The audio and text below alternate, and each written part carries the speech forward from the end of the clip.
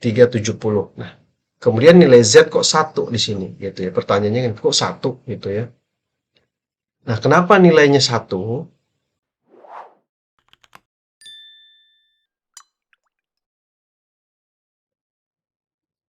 Assalamualaikum, halo Sobat OSL, jumpa lagi dengan Bang Rajo di channel YouTube One String Lab di playlist tutorial C++ untuk siswa SMA SMK.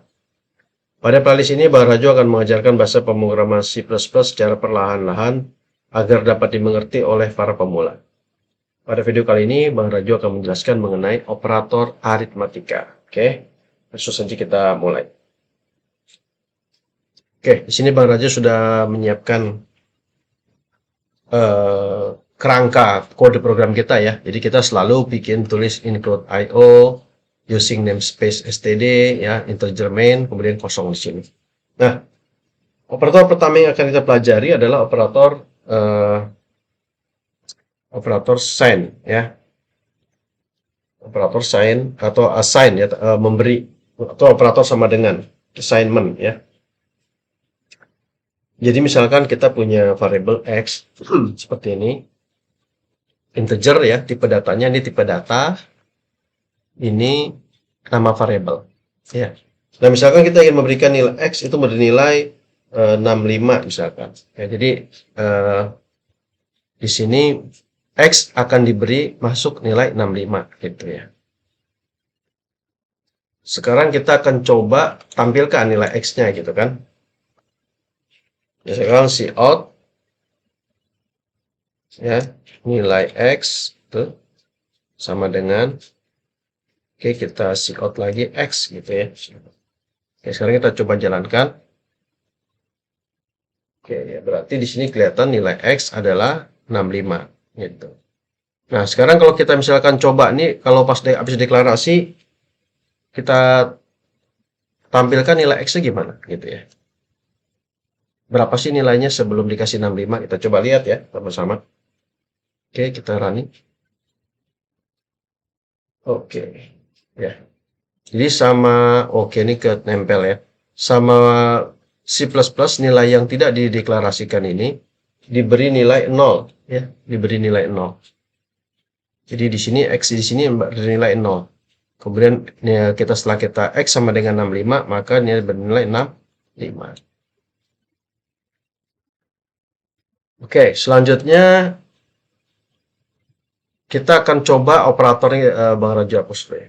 Operator aritmatik yang standar ya. Misalkan kita punya dua variabel ya, biar bisa melakukan operasi 3 x integer z gitu ya. Nah, misalkan kita sudah tahu, kemudian kita bikin y-nya itu sama dengan 98 misalkan. Nah, kemudian kita tampilkan nilai y, ini nilai z. Nilai y dong. Sorry, salah. Nah, sekarang kita akan melakukan operator aritmatika ya. Yang pertama tambah, misalkan z sama dengan, nah, ini juga penambahan ini bisa menggunakan variabel. Jadi variabel ditambah variabel, nanti isi dari variabel itu akan dijumlahkan. Jadi misalkan x tambah y. Ini artinya 65 ditambah dengan 98 gitu ya.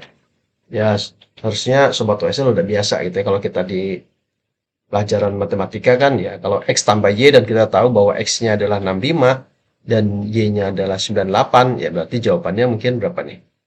163 ya. Oke, sekarang kita tampilkan ya. Kita tampilkan z-nya gitu. Nilai z.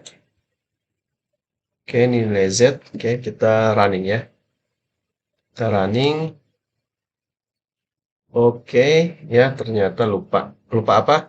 Slash n ya. Kita lupa slash n. Kita slash n dulu. Ya, biar agak rapi tampilannya. Oke. Kita copy ya. Ini ini copy. Oke, ini. Oke, sip. Kita ulang running. Ya, sekarang tampilannya adalah 65 98. Ini kita geser sedikit ya. Oke, biar ini bisa di sini. Oke, ini 65 sama 98 ya. Tambah berarti Z-nya itu jadi 163 gitu ya. 163. Kita running ulang. Oke. Ya. Nah, kemudian kita udah pelajarin tambah ya. Sekarang kita coba pelajari yang lain ya. Tambah, kemudian kita coba oke, kita coba kurang ya. Oke, kita coba kali.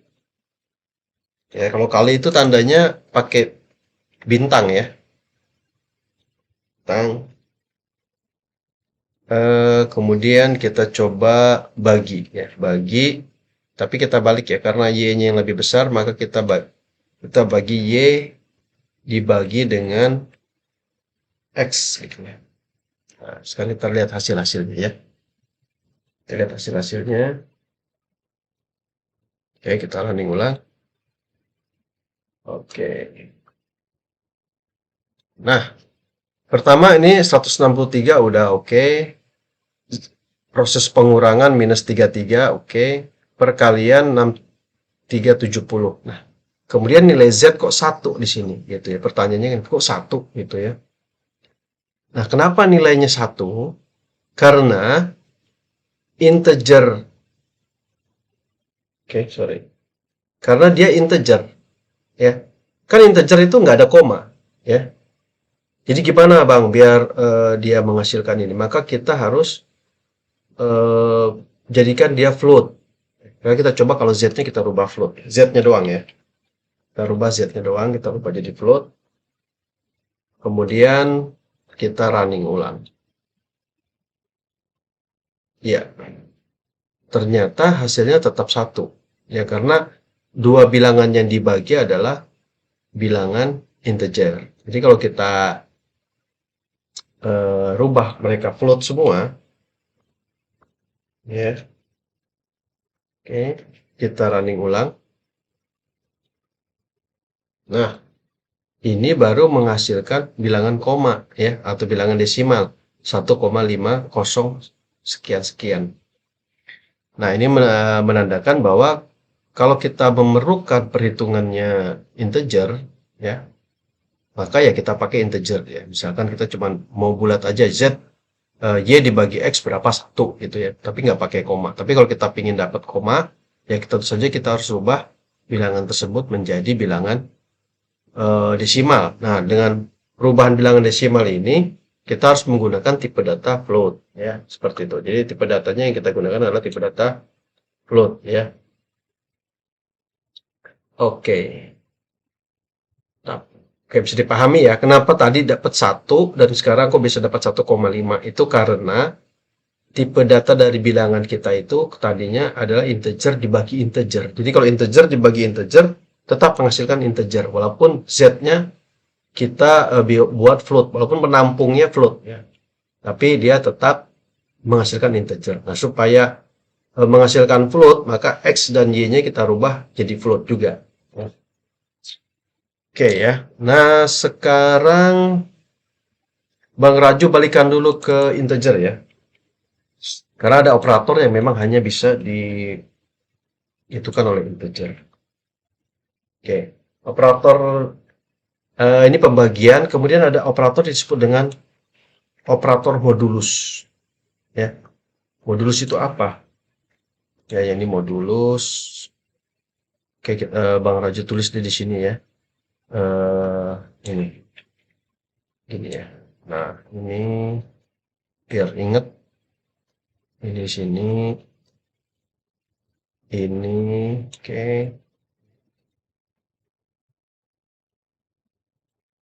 Ini.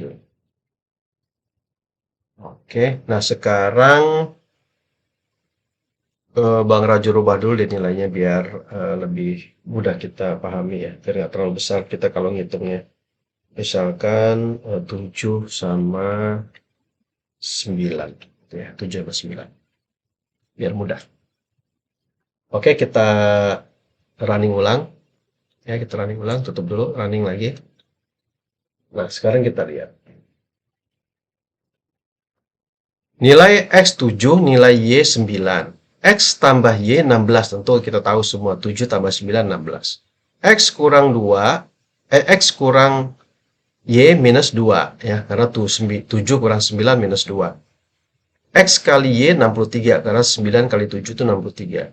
Y dibagi X sama dengan 1. Ya, tadi karena dia integer, Y ini kan 9 dibagi 7 itu kan 1. 1 koma berapa. Nah, komanya itu nggak dihitung ya karena dia sama-sama integer. Itu ya diingat. Kemudian ini adalah yang baru nih. Y modulus X atau persen itu disebut modulus. Apa itu modulus? Modulus itu adalah sisa hasil bagi. Sisanya ya. Jadi bukan hasilnya tapi sisa. Jadi kalau dia ini integer, kalau integer itu kan punya sisa ya. Nggak bisa dibagi-bagi bilangan desimal karena dia punya sisa. Ini kenapa kok 2? Karena 9 dibagi 7 itu kan 1. Sisanya 2 gitu kan. Kan 2 tuh yang nggak bisa dibagi. 2 per 7 tadi itu kan. 1, 2 per 7 harusnya kan gitu ya. Nah, 2 per 7 ini karena dia integer kan nggak bisa dibagi. Maka dianggap sisa. Nah, ini disebut dengan modulus. Jadi ini disebut dengan modulus. Ya sisa. Sisanya berapa. Jadi kalau misalkan 10 modulus 3 berapa? 10 modulus 3. Itu berarti 1. Ya. Karena hasil baginya 3. Ya, 3 kali 3 kan 9. 9 tambah 1 kan 1. Nah, itu sisanya adalah 1. Kan 10 dibagi 3 itu kan 3 1 per 3. Ya kan? Berarti 1 itu sisa modulusnya. Sekarang kalau misalkan 10 dibagi 5. Berapa modulusnya? 10 modulus 5. Berapa hasilnya? 10 modulus 5 itu sama dengan 0. Kenapa kok 0? Karena tidak ada sisa. Ya, 10 bagi 5 kan 2. Udah nggak ada sisanya kan? Nah, berarti dia 0. Ya, modulusnya 0. Karena modulus itu adalah sisa hasil bagi. Yaitu sisanya ya. Sisa. Ya, jadi sisanya. Kenapa ini 2? Karena 9 dibagi 7 itu 1, sisa 2. Gitu kan? Berarti ini hasilnya 2. Oke. Kemudian ada operator selanjutnya yang disebut dengan operator increment dan decrement ya atau pengurangan ya kayak Bang Raja tutup ini operator yang terakhir kita pelajari yaitu plus plus dan min min gitu ya. Nah, sekarang kalau Bang Raju bilang x plus plus gitu ya kemudian Bang Raju print x-nya. Oke. Bang Raju print di sini ya. Ini artinya eh, x itu ditambah 1 nilai. Ya, ditambah 1 nilai. Jadi tadi x-nya berapa? 7. Berarti jadi 8. Nah, kalau ada lagi min-min, maka misalkan Y min-min gitu. Maka kalau Bang Rajo tampilkan lagi untuk Y min-min, maka itu dikurangi 1. Jadi ini pengurangan 1 atau nambah 1 gitu aja. Kalau plus-plus nambah 1, kalau min-min kurang 1 berarti Y jadi 8 ya. Maka Y jadi 8 kalau kita running. Oke, ya, ini kita lihat lagi. X-nya 7, Y-nya 9. Jadi kalau X plus plus, maka Y-nya jadi 8. Sementara kalau Y min min, berarti dari 9 kurang 1, jadi 8. Yang kalau plus plus tambah 1. Ya, menjadi Y 7 tambah 1, 8. Jadi 8. Nah, plus plus min min ini bisa kita gunakan di depan ataupun di belakang. Jadi kita bisa bikin begini.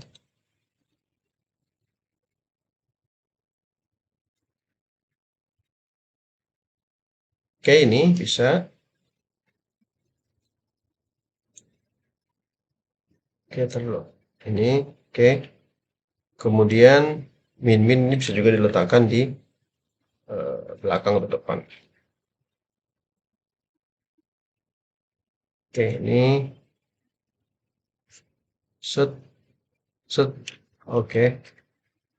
Oke, ini berarti min-minnya di belakang. Kita taruh di belakang. Oke, min-min.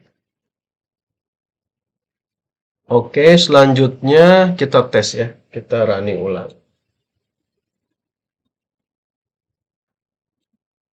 Kita build run. Oke. Ini kita ini gini. Nah, tadi. Oke, nah, ya. Nah, ini kita lihat ya. Kita bakal coba yang plus min ini ya.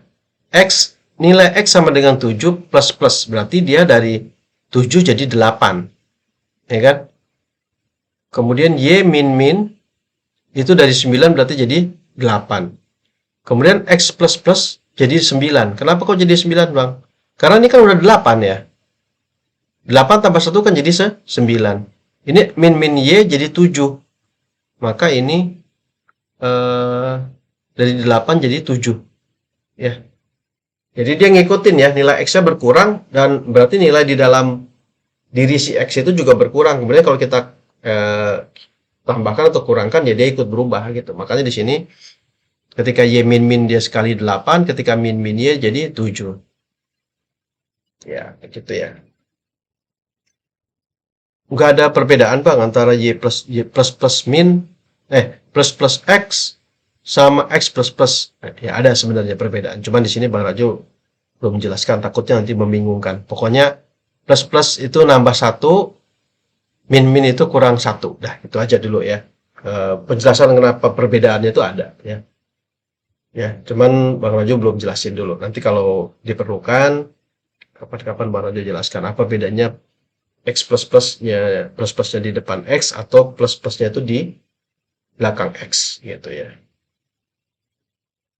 Oke, ini operator dasar yang bisa kita gunakan ya, operator aritmatika ya, yaitu sama dengan pertama, kemudian tambah bagi kurang kali, kemudian ditambahkan modulus, kemudian ditambahkan operator increment yang plus atau decrement yaitu operator min ini.